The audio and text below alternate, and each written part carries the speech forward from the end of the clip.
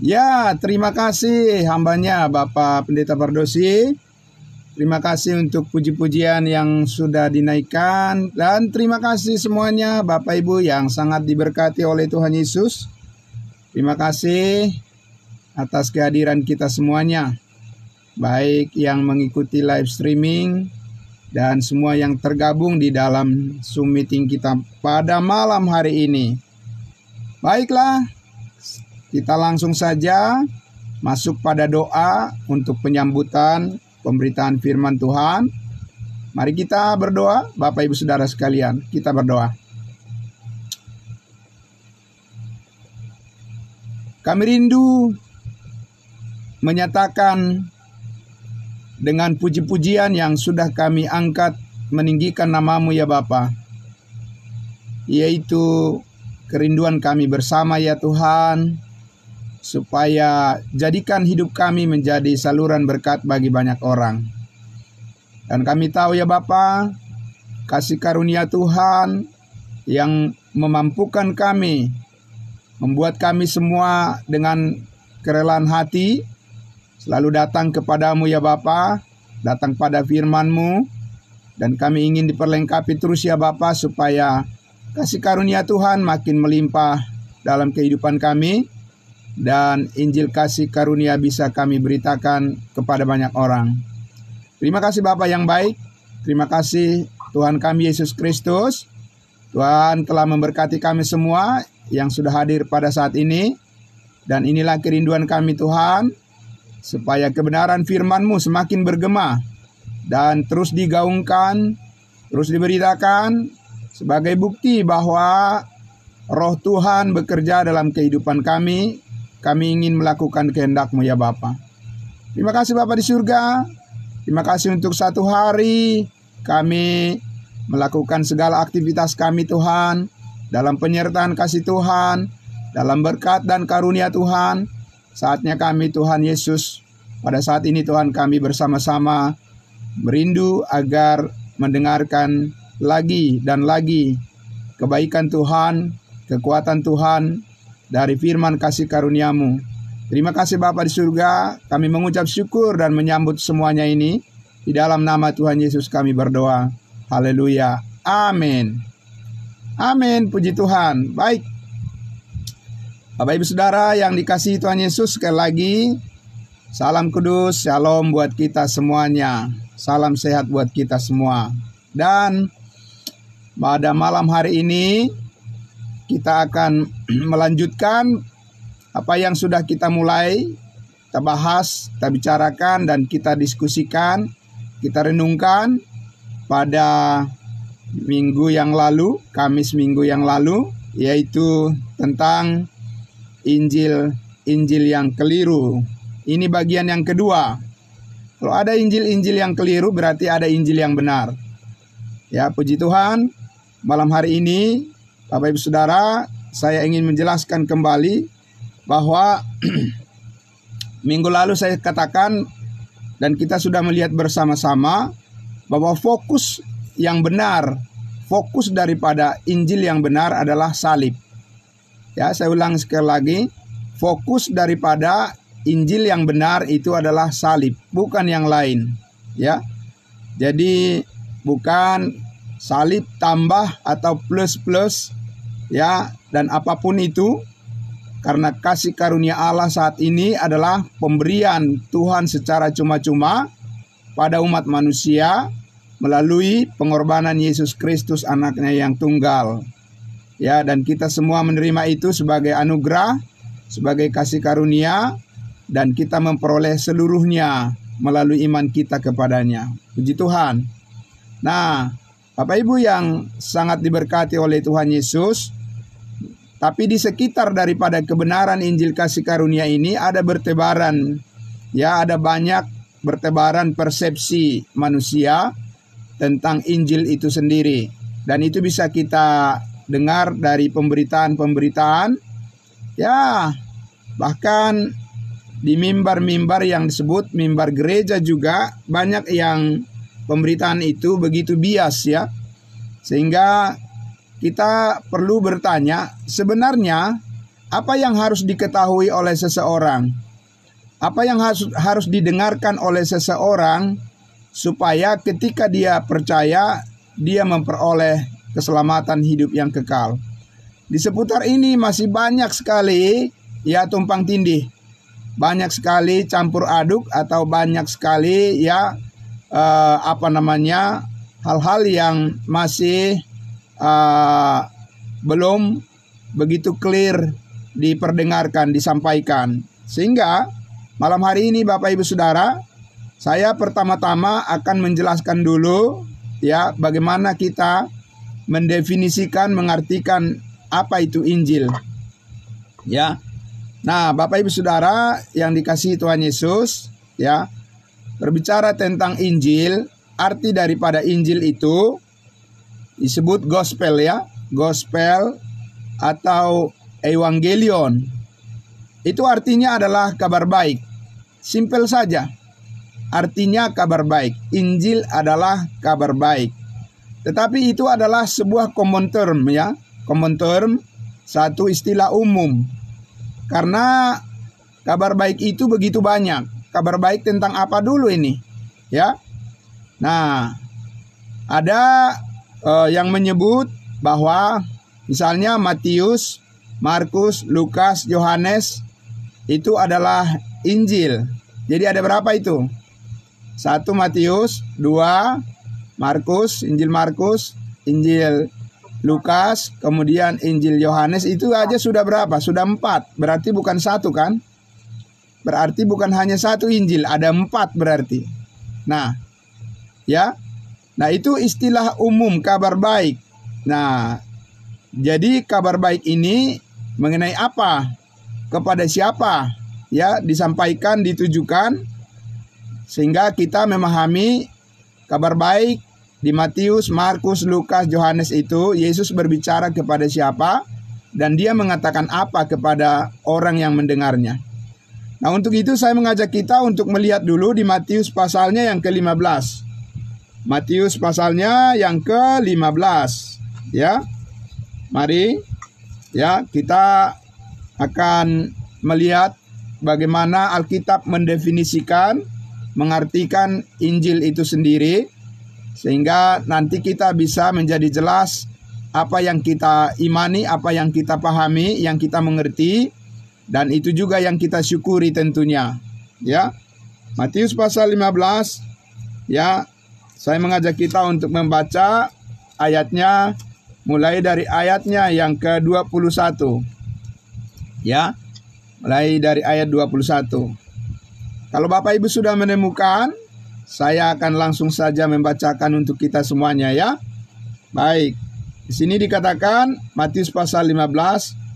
Kita baca mulai dari ayat 21. Ya. Judul perikopnya di situ mengenai perempuan Kanaan yang percaya. Begini firman Tuhan dikatakan. Lalu Yesus pergi dari situ dan menyingkir ke daerah Tirus dan Sidon.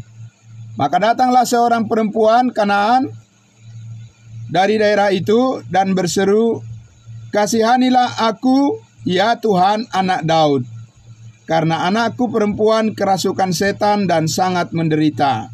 Nah, ini adalah perempuan Kanaan ya yang datang minta tolong pada Yesus. Dia bukan keturunan Abraham. Ya, tetapi dia adalah orang dari bangsa lain. Minta tolong kepada Yesus untuk mendapat kesembuhan untuk anaknya.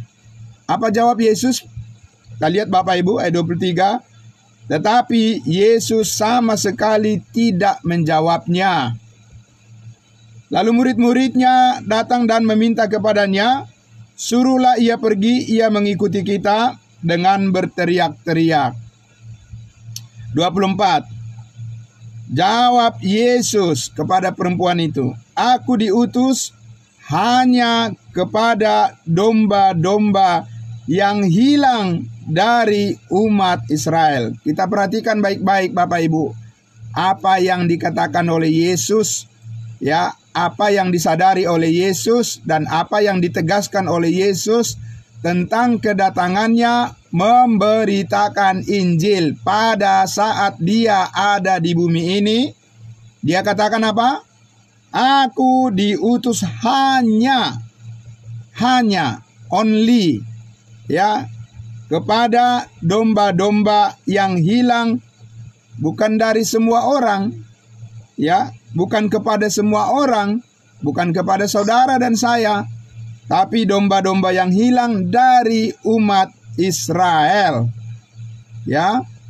Jadi bukan kepada saudara dan saya ketika Yesus berbicara firman itu, tapi dia berbicara kepada orang-orang Israel. Sebab saudara dan saya bukanlah kelompok orang Israel, bukan bagian dari orang Israel.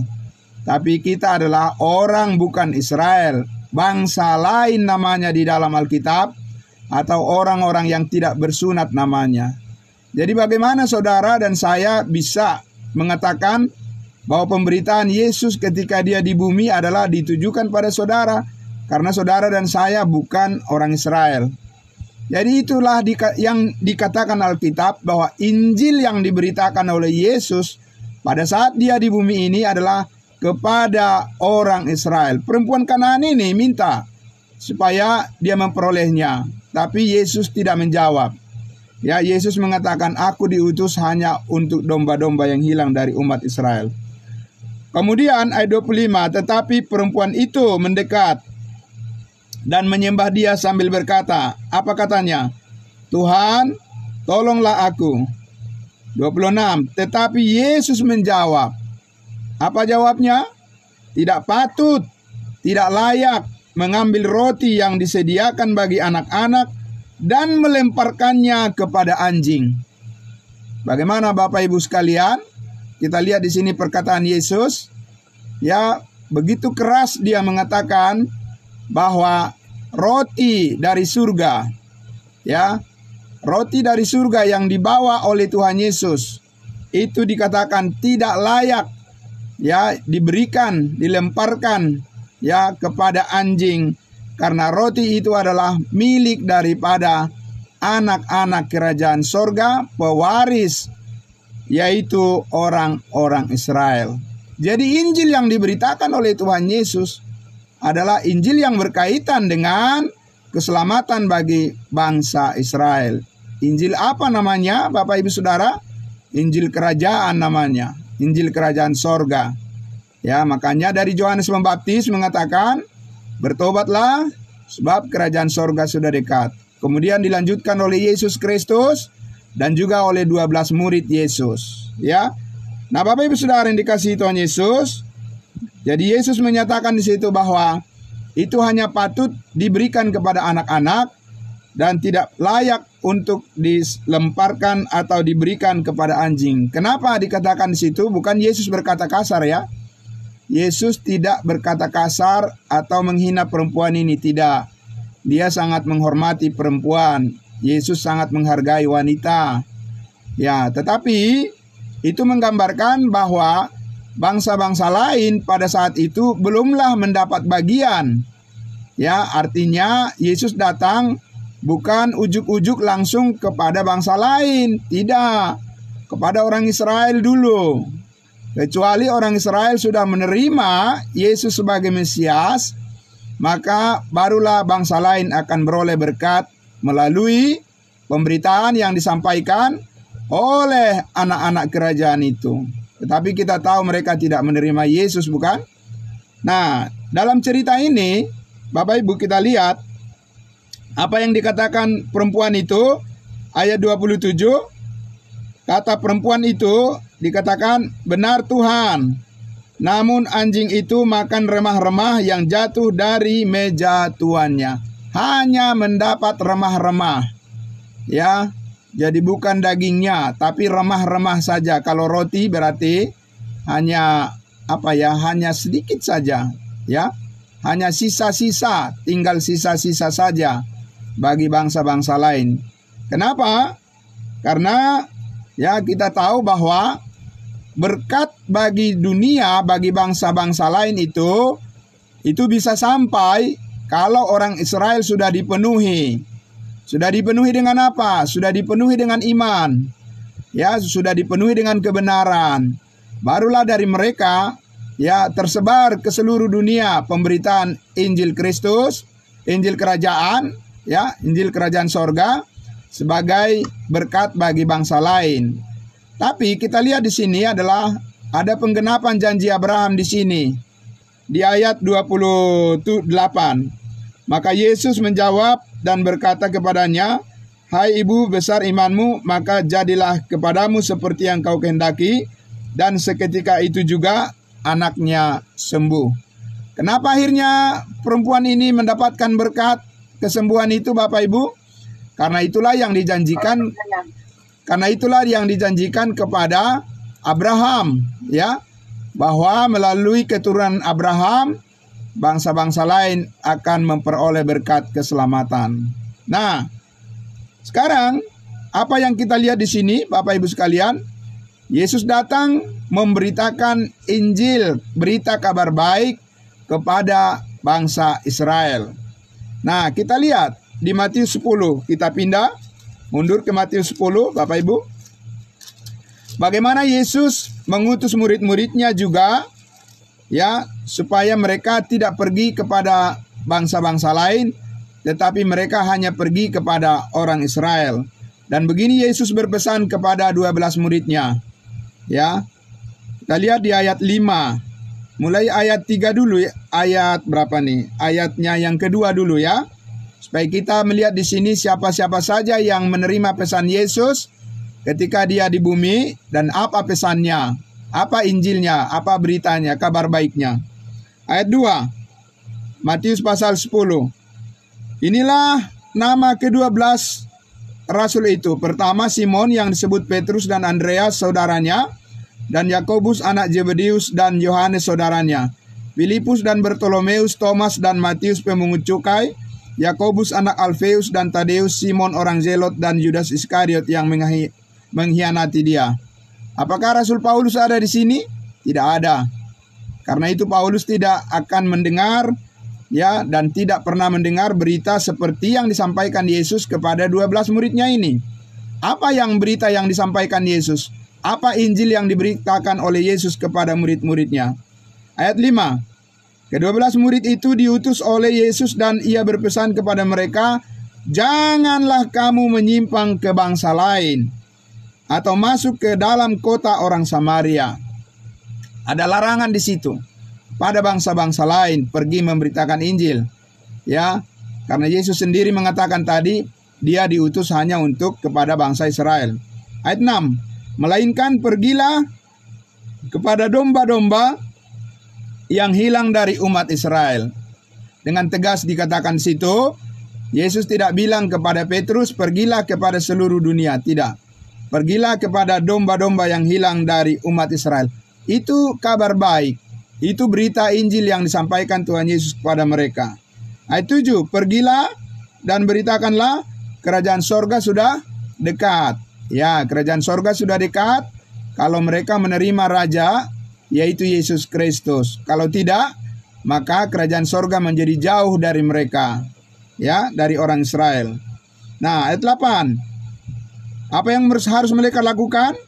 Sembuhkanlah orang sakit, bangkitkanlah orang mati, tahirkanlah orang kusta, usirlah setan-setan. Kamu telah memperolehnya dengan cuma-cuma, karena itu berikanlah pula dengan cuma-cuma. Inilah bagian dari pemberitaan Injil Kerajaan Sorga, yaitu harus terjadi mujizat-mujizat. Ya, penyembuhan-penyembuhan, orang mati dibangkitkan, orang kusta ditahirkan, dan usirlah setan-setan. Dan itu adalah bagian yang melekat kepada pemberitaan Injil Kerajaan Sorga. Jadi kalau ada orang sekarang ini memberitakan katanya Injil Kerajaan Sorga tapi tidak diikuti dengan fenomena mujizat-mujizat seperti ini, itu berarti ada kekeliruan di sana. Kalau ada yang mengaku, ya, tapi masalahnya adalah bukan ini yang sedang dikerjakan oleh Allah saat ini. Ya, Allah sedang mengerjakan pemberitaan Injil kasih karunia saat ini kepada bangsa lain. Karena ini bukan pemberitaan kepada bangsa lain, tapi ini adalah pemberitaan kepada bangsa Israel. Dan kita sudah dengar tadi apa yang dikatakan Yesus pada ke-12 muridnya. Kemudian ayat 9. Janganlah kamu membawa emas atau perak atau tembaga dalam ikat pinggangmu. Janganlah kamu membawa bekal dalam perjalanan. Janganlah kamu membawa baju 2 helai, kasut atau tongkat, sebab seorang pekerja patut mendapat upahnya. Siapa yang bisa melakukan ini sekarang di dalam pelayanan? Tidak boleh membawa bekal ketika dia pergi melayani memberitakan Injil. Tidak ada. Itulah sebabnya saat ini bukan Injil kerajaan yang sedang diberitakan saat ini, Bapak Ibu Saudara. Ya, karena kalau Injil kerajaan sorga yang diberitakan saat ini, maka hal-hal yang sudah kita dengarkan tadi harus mengikutinya. Ya, bahwa harus terjadi mujizat-mujizat dan tidak boleh dikatakan ya ada kegagalan. Karena kalau Allah yang bekerja tidak ada yang gagal. Amin. Nah, itu sebabnya tidak boleh dikatakan ada orang yang tidak sembuh. Ya, ada orang yang tidak tahir. Ada orang yang didoakan tapi orang itu tidak beriman sehingga tidak sembuh. Tidak bisa. Karena apa? Karena sekali lagi Allah yang berdaulat. Kalau memang Allah sedang memberitakan Injil kerajaan sorga, maka hal-hal yang tadi yang sudah kita dengarkan, sudah kita baca, akan mengikutinya. Nah, pertanyaannya adalah, apakah itu yang sedang terjadi saat ini di dalam pemberitaan? Tidak. Ya, kita tahu bahwa sekarang semua orang yang pergi memberitakan Injil harus membawa bekal. Ya, kalau tidak, berarti dia akan kesusahan. Ya, dan juga kita lihat di sini bahwa Yesus berbicara secara spesifik, secara khusus, itu adalah bagian kabar baik yang disampaikan, yang dijanjikan kepada bangsa Israel. Nah, Bapak Ibu sekalian, sekali lagi ya, bahwa apa yang disampaikan oleh Tuhan Yesus kepada bangsa Israel adalah merupakan bagian dari apa yang diperjanjikan oleh Allah dengan nenek moyang mereka, yaitu Abraham. Nah, selanjutnya ya, kita akan melihat juga tentang Injil, ya, bahwa Injil itu juga dikatakan sudah diberitakan kepada Abraham jauh, ya, sebelum Yesus Kristus. Injil itu sudah diberitakan kepada Abraham. Tapi kita lihat Injil apa namanya? Kabar baik apa namanya? Kita lihat Galatia pasal 3. Mari Bapak Ibu, kita pindah ke kitab Galatia. Galatia pasal 3. Galatia pasal 3. Ayatnya yang ke-8. Kita masih berada di seputar penjelasan tentang bagaimana Alkitab menggambarkan arti atau definisi daripada Injil itu sendiri, ya. Galatia pasal 3 ayat 8. Galatia pasal 3 ayat 8 dikatakan demikian. Ya. Dan kitab suci yang sebelumnya mengetahui bahwa Allah membenarkan orang-orang bukan Yahudi oleh karena iman, telah terlebih dahulu memberitakan Injil kepada Abraham. Ya. Pertanyaannya, Injil apa yang diberitakan oleh Allah pada Abraham? Apakah Yesus mati hapus segala dosanya? Tidak. Ya. Apakah berita tentang salib Injil yang dikenal oleh Abraham? Tidak. Tetapi dikatakan di situ apa? Olehmu segala bangsa akan diberkati. Itu berita kabar baik yang didengarkan oleh Abraham, yang dipercayai oleh Abraham, ya, sehingga dia dibenarkan, Bapak Ibu. Jadi kita lihat tentang kabar baik itu, tentang Injil itu ada beragam.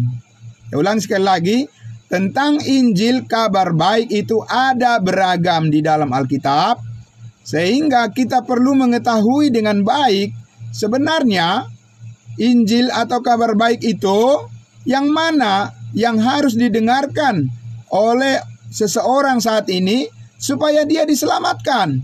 Ya, jadi ini tidak boleh bias. Ini tidak boleh tumpang tindih dan ini tidak boleh tidak jelas. Ya. Nah, Bapak Ibu sekalian, kita akan lihat bahwa di dalam Alkitab ini faktanya ada juga orang-orang yang memberitakan nama Yesus yang lain. Ya, ada juga banyak orang yang memberitakan nama Yesus yang lain, bukan Yesus yang sebenarnya yang ada di Alkitab. Nah, itu penting itu, ya. Karena kita sedang berbicara tentang Injil-Injil yang keliru, ya. Nah, saya mengajak kita untuk melihat di dalam 2 Korintus pasal 11. Mari Bapak Ibu. 2 Korintus pasal 11. Ya, 2 Korintus pasal 11. Kita akan melihat di ayatnya yang keempat, ya. 2 Korintus pasal 11 ayatnya yang keempat. Di sini Paulus menegur jemaat Korintus, ya. Karena sikap mereka yang tidak tegas, menolak pemberitaan yang keliru, ya, yang sampai kepada mereka. Di ayat 4 dikatakan, 2 Korintus pasal 11 ayat 4, sebab kamu sabar saja jika ada seorang datang memberitakan Yesus yang lain, ya, Yesus yang lain daripada yang telah kami beritakan, atau memberikan kepada kamu roh yang lain daripada yang telah kamu terima, atau Injil yang lain daripada yang telah kamu terima. Jadi ada Yesus yang lain, apalagi tadi, ya, ada roh yang lain, dan ada juga Injil yang lain. Bapak Ibu sekalian, bagaimana kita tahu bahwa kita tidak terjebak di dalam situasi di mana dikatakan oleh Rasul Paulus di sini bahwa kamu sabar saja menerima kalau ada yang memberitakan Yesus yang lain. Dari mana kita tahu bahwa yang kita percayai saat ini bukanlah Yesus yang lain? Karena pada saat zaman Paulus pun sudah ada pemberitaan nama Yesus yang kami beritakan. Nama Yesus yang kami beritakan. Kan begitu Bapak Ibu sekalian. Tetapi Paulus mengatakan, kamu itu sabar saja kalau ada orang yang memberitakan nama Yesus yang lain. Maka ini perlu Bapak Ibu sekalian, ya, tidaklah cukup hanya bersemangat saja, tetapi ya, apa yang diberitakan itu harus benar, harus sesuai dengan firman Tuhan. Nah, di Matius pasal 7, coba kita lihat sedikit lagi. Matius pasal 7, ya, Bapak Ibu, Matius pasal 7.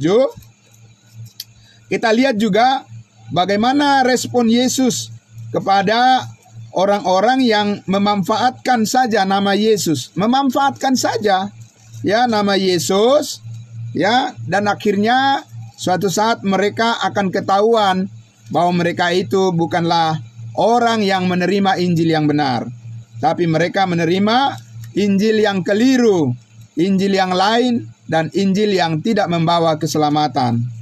Ya, kita lihat di Matius pasal 7, ya. Matius pasal 7, ya, ayatnya yang ke 22.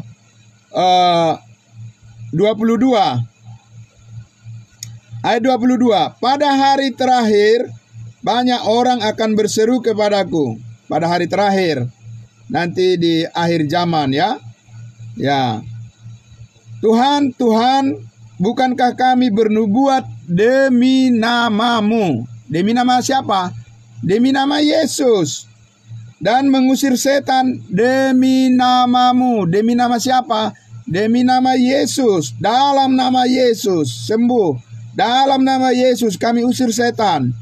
Dan mengadakan banyak mujizat demi namamu juga. Demi nama Yesus, dalam nama Yesus. Ya Bapak Ibu sekalian, kalau kita dengar ini, ya bagaimana caranya membedakan bahwa orang yang membawa-bawa nama Yesus itu benar-benar adalah orang yang mendasarkan pemberitaannya di atas Injil yang benar, Injil yang menyelamatkan. Karena mereka membawa nama Yesus, dan itu ada di sekeliling kita semua. Ya, ada, bukan jauh-jauh, ada di sekitar kita semua itu. Nama Yesus yang diberitakan. Ya Bapak Ibu sekalian. Tapi apa akhirnya? Jadinya bagaimana Bapak Ibu sekalian? keyakinan itu bisa nggak diterima oleh Tuhan Yesus? Ataukah itu hanya kamuflase, hanya semangat yang sebenarnya didasarkan pada pengertian yang keliru, ya, kesungguhan yang tidak didasarkan pada pengertian yang benar. Seperti apa yang Paulus katakan, mereka giat untuk Allah, tetapi tanpa pengertian yang benar, ya, dalam nama Yesus lagi, ya, dalam nama Yesus, bukan dalam nama yang lain, tapi dalam nama Yesus. Bagaimana caranya membedakan ini, Bapak Ibu sekalian? Apakah kita tidak berada di sana sekarang di dalam jebakan itu? Ya, sehingga kita perlu mengerti Injil secara jelas. Sebenarnya apa Injil yang menyelamatkan saat ini? Itu sangat penting karena orang ini tidak diselamatkan. Dari mana kita tahu? Meskipun mereka selama hidupnya mereka hanya melakukan segala sesuatu demi nama Yesus, dalam nama Yesus. Toh mereka hidup berakhir sia-sia. Dari mana kita tahu? Ayatnya yang ke-23. Pada waktu itulah, pada waktu kapan? Pada waktu zaman akhir nanti, Aku, Yesus, akan berterus terang kepada mereka tadi yang melakukan banyak hal dalam nama Yesus, dan berkata, Aku tidak pernah mengenal kamu. Kata Yesus, ya, enyahlah, menjauhlah, ya, pergilah daripadaku kamu sekalian pembuat kejahatan. Apa Bapak Ibu pikir bahwa orang-orang ini tidak mengaku memberitakan Injil dalam nama Yesus? Ya, mereka adalah orang-orang yang mengaku memberitakan Injil dalam nama Yesus, mengusir setan dalam nama Yesus. Bahkan mereka ini adalah orang-orang yang mengadakan berbagai macam mujizat demi nama Yesus. Ya, tapi Bapak Ibu sekalian, kita lihat di sini, Yesus tidak pernah mengenal mereka dan mereka tidak pernah mengenal Yesus. Itu yang sangat penting. Kenapa kita harus memahami dengan baik?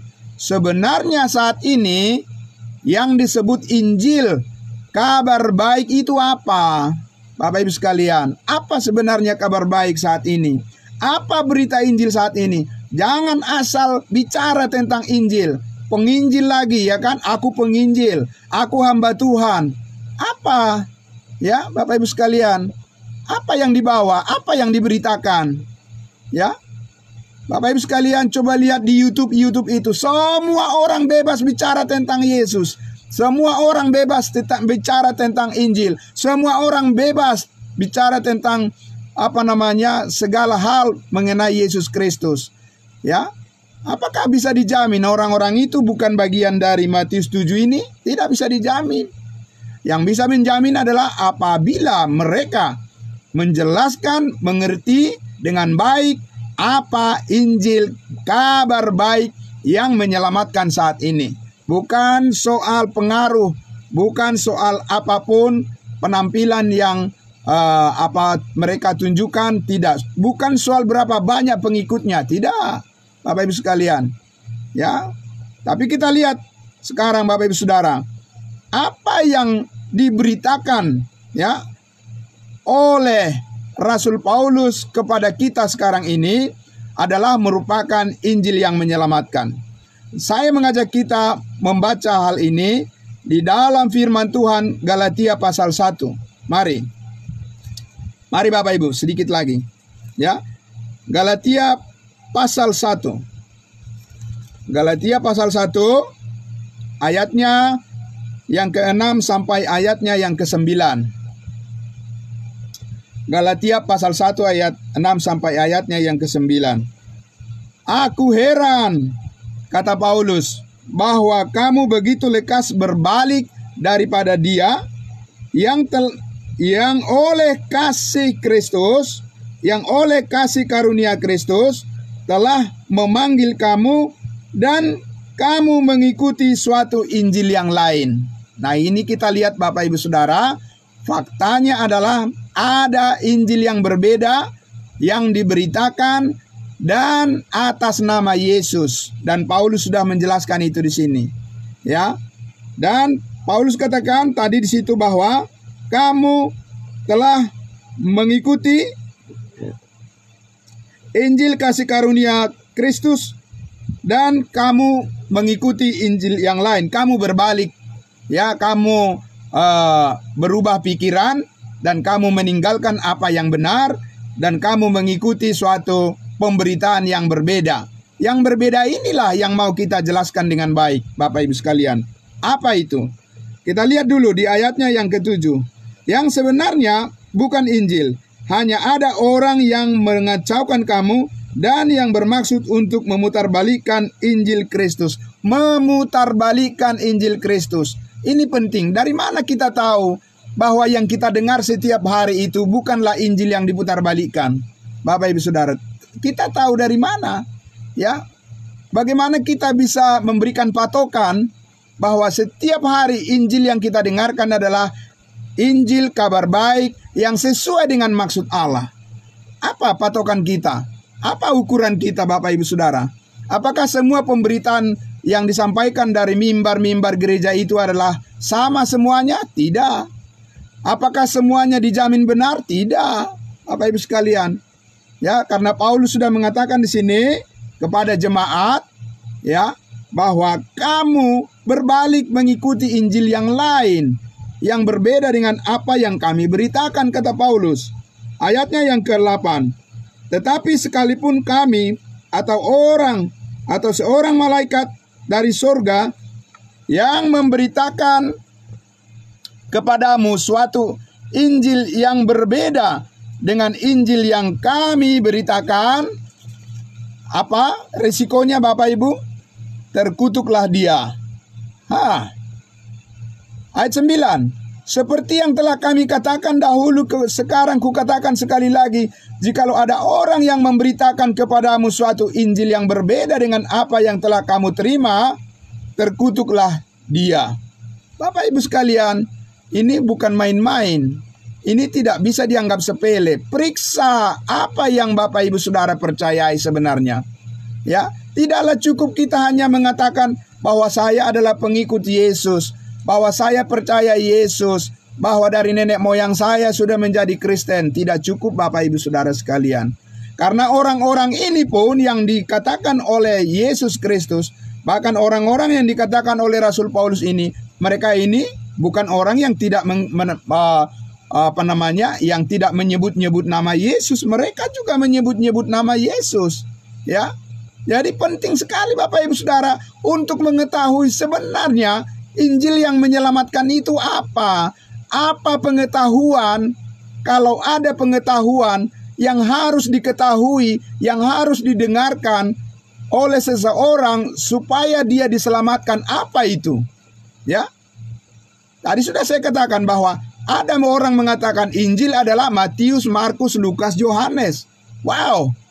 Dan Yesus mengatakan, aku diutus untuk memberitakan Injil kepada orang Israel.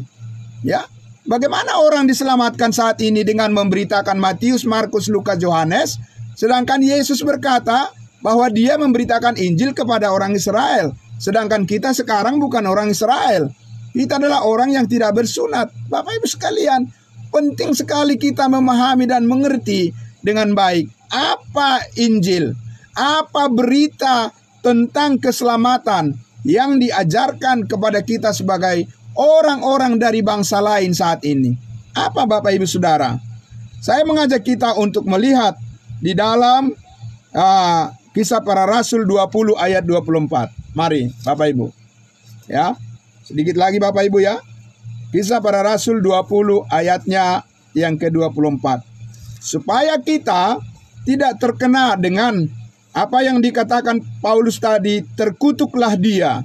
Supaya kita terhindar daripada kutuk yang dinyatakan oleh Rasul Paulus tadi, apa yang harus kita percayai supaya kita lepas daripada kutuk yang dimaksud Paulus tadi.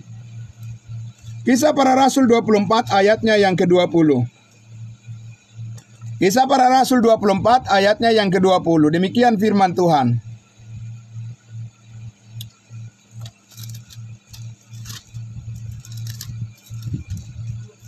Kisah Para Rasul 20. Ya, terbalik ya. Bapak Ibu, terbalik, iya. Iya. Pasalnya terbalik, ya terbalik. Kisah Para Rasul 20 ayatnya yang ke-24. Terima kasih Bu Ria sudah diingatkan. Terima kasih ya. Oke. Kisah Rasul 20 ayatnya yang ke-24. Ini Bapak Ibu, Injil, kabar baik, berita sukacita yang saat ini menyelamatkan kita. Ini dia. Ya, ini namanya, punya nama dia, ya. Punya nama dan punya isi. Ayat 24. Tetapi aku tidak menghiraukan nyawaku sedikit pun, kata Paulus, asal saja aku dapat mencapai garis akhir dan menyelesaikan pelayanan yang ditugaskan oleh Tuhan Yesus kepadaku untuk memberi kesaksian tentang apa? Tentang Injil kasih karunia Allah. Ya, Paulus tidak mengatakan tentang Injil kerajaan sorga, karena Injil kerajaan sorga itu adalah pemberitaan yang disampaikan oleh Yesus kepada orang Israel, oleh 12 murid kepada orang Israel. Tapi Paulus sebagai rasul bangsa lain, rasul kita, dia diutus oleh Yesus Kristus untuk memberitakan namanya Injil kasih karunia Allah.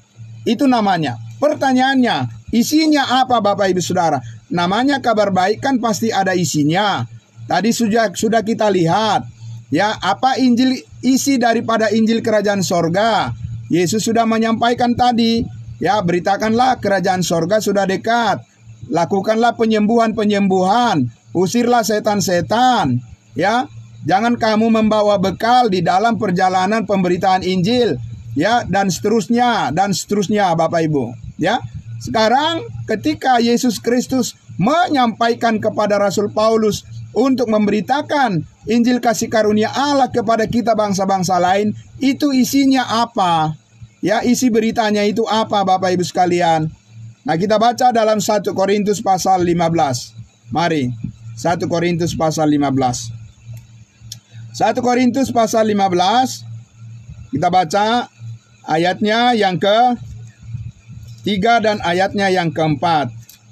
1 Korintus pasal 15, ayatnya yang ke-3 dan ayatnya yang ke-4. Inilah konten, inilah isi, inilah redaksi daripada kabar baik, kabar sukacita, berita Injil yang menyelamatkan saat ini berdasarkan Injil kasih karunia Allah setiap orang yang percaya.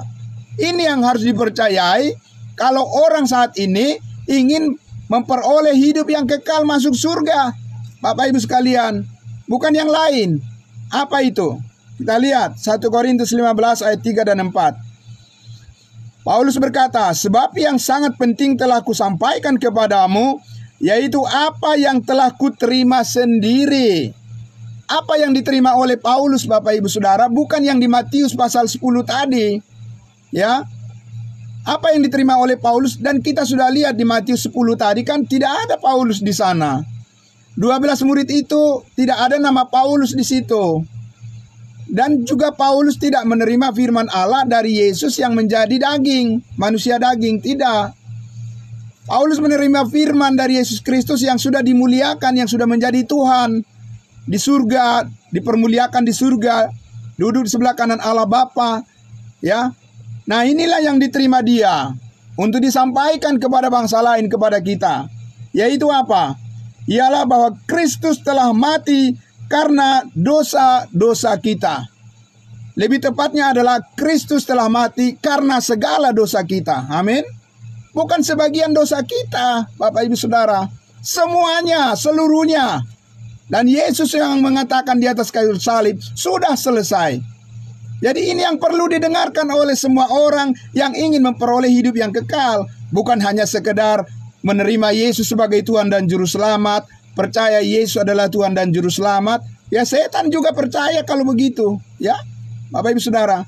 Atau membuka hati, mengundang Yesus masuk ke dalam hati. Mari masuklah ke dalam hati saya. Itu bukan Injil kasih karunia Bapak Ibu Saudara. Ya, bukan. Tidak ada orang yang diselamatkan dengan mengatakan Yesus masuklah ke dalam hati saya. Caranya bagaimana? Ya. Yang benar adalah bahwa sekarang ini orang harus percaya bahwa segala dosanya sudah diampuni oleh Tuhan Yesus, Bapak Ibu sekalian. Karena itulah isi daripada Injil kasih karunia Allah yang menyelamatkan. Itulah pengetahuan yang benar, yang saat ini yang perlu dimiliki dan diterima oleh setiap orang yang percaya. Itulah kabar baik saat ini. Ayatnya yang keempat. Dan bahwa ia telah dikuburkan dan bahwa ia telah dibangkitkan pada hari yang ketiga sesuai dengan kitab suci. Bapak Ibu Saudara, fokus daripada pemberitaan Injil saat ini adalah memberitakan Yesus mati hapus segala dosa, ya, bahwa Yesus telah berkorban di atas kayu salib mengampuni semua dosamu, bukan sebagian dosamu, Bapak Ibu Saudara, ya. Masih banyak orang saat ini yang mengaku percaya kepada Yesus, tetapi dia tidak percaya semua dosanya sudah diampuni. Banyak, terlalu banyak, Bapak Ibu Saudara. Ya, tapi mereka juga mengatakan bahwa mereka itu memberitakan Injil. Saya tidak tahu entah Injil apa yang diberitakan. Tapi Bapak Ibu Saudara, percayalah apa yang dikatakan oleh Rasul Paulus di sini, bahwa inti daripada Injil atau kabar baik saat ini adalah kita percaya bahwa semua dosa kita sudah ditebus dan diampuni oleh Tuhan, dan diberikan kepada kita keselamatan secara cuma-cuma, bukan karena usaha dan bukan karena apa yang kita lakukan. Ya, coba kita lihat sekali lagi di dalam Titus pasalnya yang ketiga, ayatnya yang kelima. Titus pasal 3 ayatnya yang kelima. Ya, saya bacakan, Bapak Ibu Saudara, Titus pasal 3 ayatnya yang kelima. Ya, demikian firman Tuhan. Pada waktu itu dia telah menyelamatkan kita, bukan karena perbuatan baik yang telah kita lakukan. Amin. Berapa banyak saat ini, kalau bukan ribuan jutaan orang yang berpikir bahwa dia akan diselamatkan karena iman ditambah dengan perbuatan baik. Ya, dan itulah berita Injil yang mereka beritakan setiap hari. Bapak Ibu Saudara, mereka mengatakan tidak cukup hanya dengan iman, tapi juga harus dengan perbuatan baik. Itu Injil apa? Ya, Bapak Ibu Saudara, ya, itu Injil apa? Paulus mengatakan pada waktu itu kita diselamatkan bukan karena perbuatan baik yang telah kita lakukan. Kalau ada perbuatan baik yang menyelamatkan kita, itu hanya perbuatan baik Yesus Kristus. Amin. Ya, bukan perbuatan baik kita.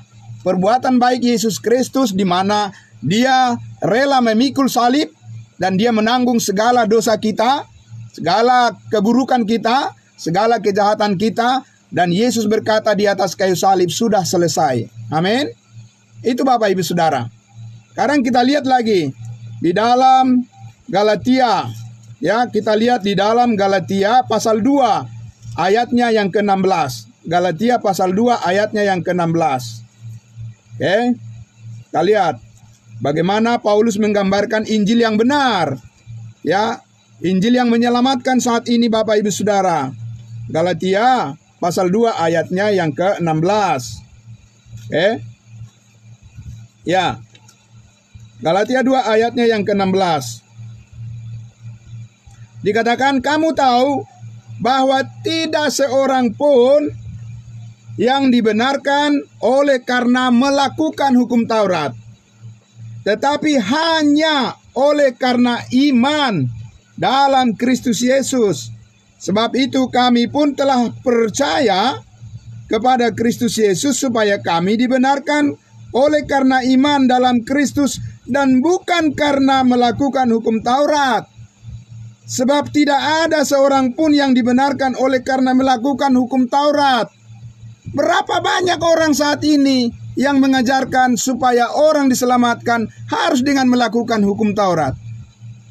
Banyak, Bapak Ibu Saudara, terlalu banyak orang yang saat ini mengajarkan tidak cukup hanya dengan iman, harus juga hidup di dalam menuruti hukum Taurat. Tapi Paulus mengatakan tidak ada yang dibenarkan dengan melakukan hukum Taurat. Tapi manusia masih saja menyimpang dengan Injil yang keliru. Ya, Injil yang bukan diajarkan oleh Rasul Paulus itu pasti Injil yang lain.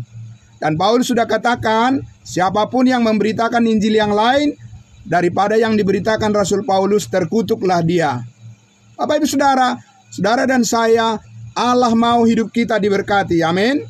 Nah, karena itulah Bapak Ibu Saudara, kita akan membaca satu bagian lagi sebagai penutup, ya. Di Roma pasal 3. Roma pasal 3. Kita baca di ayatnya yang Roma pasal 3 di ayatnya yang ke-20. Saya bacakan ayat 21 sampai ayatnya yang ke-24 ya. Ini ayat penutup kita sebelum kita masuk pada sesi diskusi kita, Bapak Ibu Saudara. Ya. Tetapi sekarang tanpa hukum Taurat kebenaran Allah telah dinyatakan, seperti yang disaksikan dalam kitab Taurat dan kitab-kitab para nabi, yaitu kebenaran Allah karena iman dalam Yesus Kristus bagi semua orang yang percaya, sebab tidak ada perbedaan. Ingat tadi Bapak Ibu Saudara, ketika Yesus memberitakan Injil Kerajaan Sorga kepada orang Israel, ada perbedaan di situ. Karena Yesus mengatakan tidak patut mengambil roti yang diperuntukkan untuk anak-anak dan dilemparkan kepada anjing. Dan di Matius 10 Yesus berkata, jangan kamu pergi murid-muridnya kepada bangsa-bangsa lain, tapi pergilah kepada domba-domba yang hilang dari umat Israel. Ada perbedaan. Ya, di dalam pemberitaan Injil Kerajaan Sorga ada perbedaan. Tapi di dalam pemberitaan Injil kasih karunia Allah saat ini, ya, tidak ada perbedaan Bapak Ibu sekalian.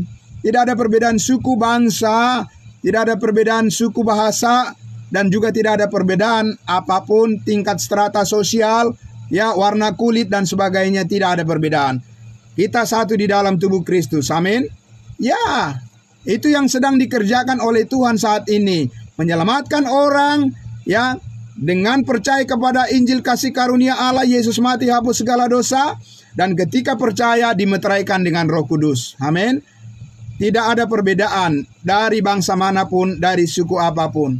Imanlah yang menyelamatkan, ya, karena Yesus sudah menyelesaikan segala penghalang, ya, segala dosa, segala apapun yang menghalangi orang untuk masuk surga, sekarang dengan cuma-cuma diterima oleh setiap orang yang percaya. Kita lihat di ayatnya yang ke-24. Ayat 24 dikatakan, dan oleh apa? Oleh hukum Taurat? Tidak. Oleh kasih karunia, ya, oleh perbuatan baik? Tidak. Oleh kasih karunia telah dibenarkan dengan cuma-cuma karena penebusan dalam Kristus Yesus. Bapak Ibu Saudara, kenapa Rasul Paulus akhirnya mengatakan di dalam surat-suratnya kepada jemaat, terutama kepada jemaat Filipi, bersukacitalah senantiasa di dalam Tuhan. Sekali lagi kukatakan, bersukacitalah. Amin. Karena apa? Karena kita telah menerima kesempurnaan hidup kita di dalam Kristus Yesus, bahwa kita telah dibenarkan dengan cuma-cuma, bahwa kita ini adalah anggota tubuh Kristus yang sudah ditetapkan, bagian kita adalah bagian yang permanen kekal selama-lamanya di dalam Dia.